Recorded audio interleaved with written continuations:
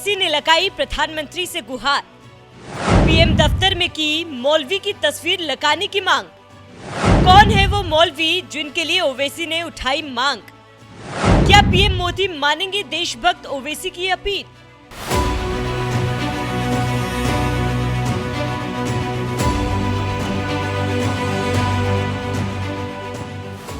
अगस्त 1947 यही वो दिन था जब अंग्रेजों की सैकड़ों साल की गुलामी से हमारा हिंदुस्तान आजाद हुआ और दुनिया के नक्शे पर हिंदुस्तान की पहचान एक आजाद मुल्क के रूप में सामने आई। लेकिन क्या आपको पता है, यह आजादी हमें यूं ही आसानी से हासिल नहीं हुई। इस आजादी के लिए अनगिनत लोगों ने यातनाएं झेली, कुर्बानियां दी, लेकिन इसके बावजूद अंग्रेजों से लड़ाई में कदम पीछे नहीं खींचे, जिनमें एक नाम मौलवी सैयद अलाउद्दीन हैदर का भी है, जो 1857 की क्रांति के दौरान सीधे अंग्रेजों से भिड़ गए, जिसकी वजह से उन्हें 30 साल तक काला पानी की सजा दी गई। लेकिन इसके बावजूद उन्होंने अंग्रेजों के सामने घुटने टेकने से इनकार कर दिया और आखिरी सांस भी उसी काला पानी की सेलुलर जेल में ली।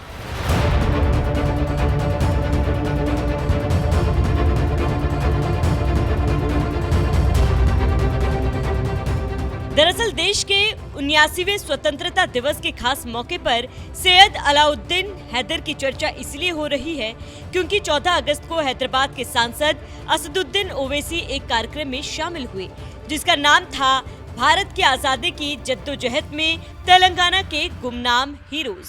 इसी कार्यक्रम में उन्होंने हैदराबाद के रहने वाले स्वतंत्रता सेनानी मौलवी सैयद अलाउद्दीन हैदर का जिक्र छेड़ते हुए पीएम मोदी से मांग कर दी थी कि सावरकर के साथ साथ सैयद अलाउद्दीन की तस्वीर भी प्रधानमंत्री के दफ्तर में लगानी चाहिए। मेरा मानना यह है कि जंगे प्लासी 1757 में शुरू हुई, पहली जंग आज़ादी 1857 में, फिर नॉन कोऑपरेशन मूवमेंट 1920 में, फिर 42 में क्विट इंडिया मूवमेंट शुरू हुआ और फिर 47 में तो फाइनल। और हर जगह पे आप देखेंगे कि इसमें मुसलमान, हिंदू, ईसाई सब लोग आगे थे इस मुल्क को आज़ाद कराने के लिए। और ख़ास तौर से मैं आपको ये बताना चाहूँगा कि आप उन लोगों को पाएंगे जो काला पानी में थे 10 साल, मगर 6 मरतबा अंग्रेजों को लव लेटर लिखे कि मेरे को माफ कर दो। और जो साहब लिखे उनकी फोटो प्राइम मिनिस्टर के ऑफिस में है, तो हम वजीर आजम से रिक्वेस्ट करेंगे कि आप जरूर रखिए उनकी फोटो, मगर हम उनसे भी ये गुजारिश करेंगे कि मौलवी अलाउद्दीन जो 30 साल काला पानी की जेल में थे, 30 इयर्स, मामूली बात नहीं है, 30 साल थे, आप उनकी भी फोटो लगा के रखिए।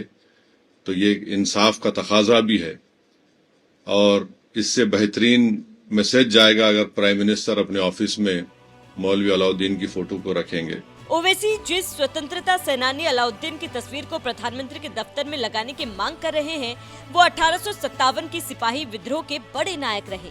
1857 में जिस वक्त अंग्रेजों के खिलाफ अगस्त क्रांति शुरू हुई थी, उस वक्त सैयद अलाउद्दीन हैदर हैदराबाद की मक्का मस्जिद के उपदेशक और इमाम थे और 17 जुलाई 1857 को हैदराबाद में अंग्रेजों के खिलाफ विद्रोह का नेतृत्व किया था।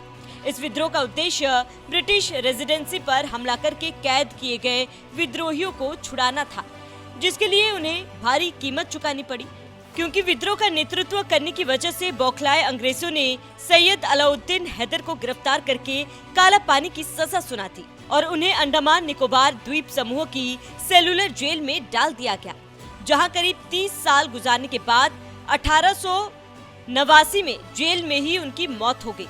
देश की आजादी में उनके योगदान को याद दिलाते हुए सांसद ओवैसी ने पीएम मोदी से प्रधानमंत्री दफ्तर में उनकी तस्वीर लगाने की मांग की है, जिससे उनके योगदान को उचित सम्मान मिल सके। वैसे आपको क्या लगता है, क्या पीएम मोदी ओवैसी की बात मानेंगे और प्रधानमंत्री दफ्तर में सैयद अलाउद्दीन की तस्वीर लगाएंगे? अपनी राय हमें कमेंट कर जरूर बताएं। साथ ही इस दौरान ओवैसी ने और क्या कुछ कहा वो भी सुनिए। आज जो हिस्ट्री है बाबर से शुरू करके बाबर पे खत्म कर दे रहे हमको।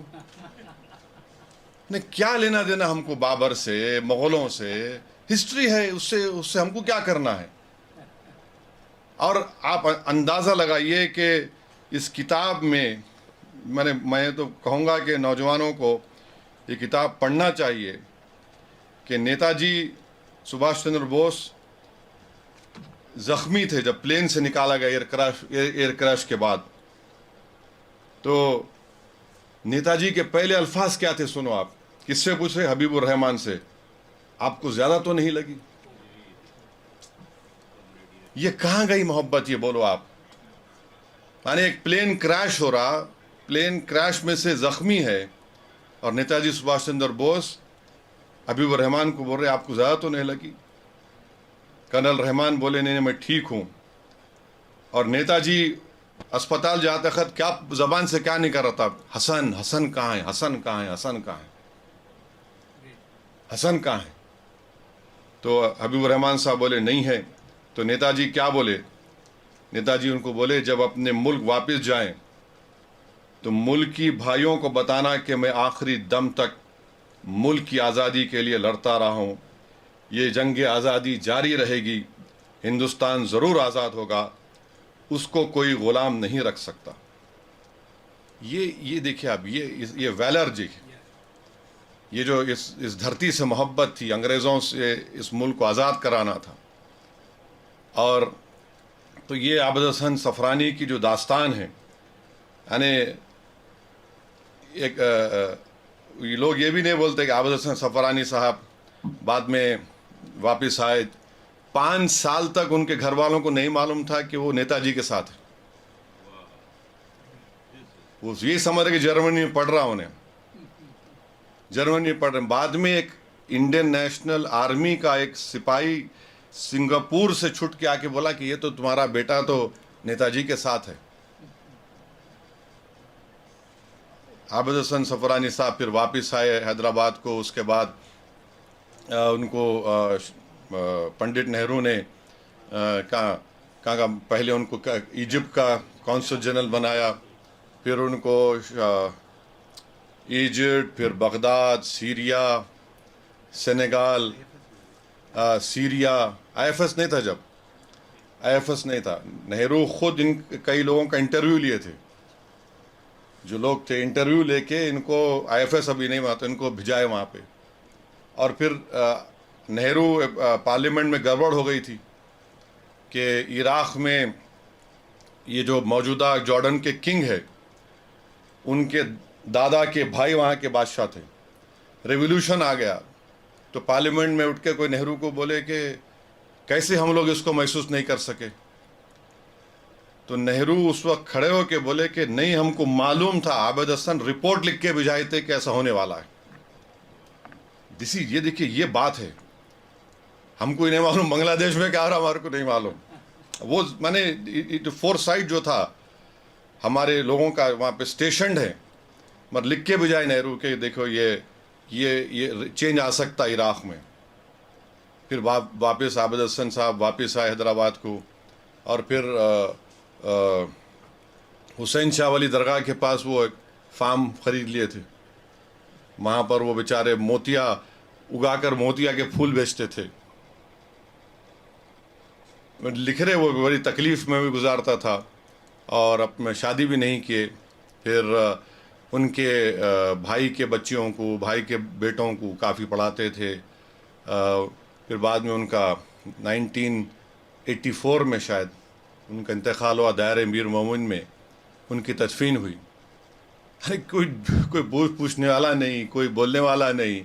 इतने बड़े बड़े जियाले लोग हमारे हैदराबाद से निकल कर इस मुल्क को आज़ाद करवाए और आज हमको आज ला के खड़ा कर देते कि इनके क्या है, इन वंशज है, बाबर के है, फलां है, ये है। कहाँ से शुरू होते नहीं मालूम, कहाँ ख़त्म करते।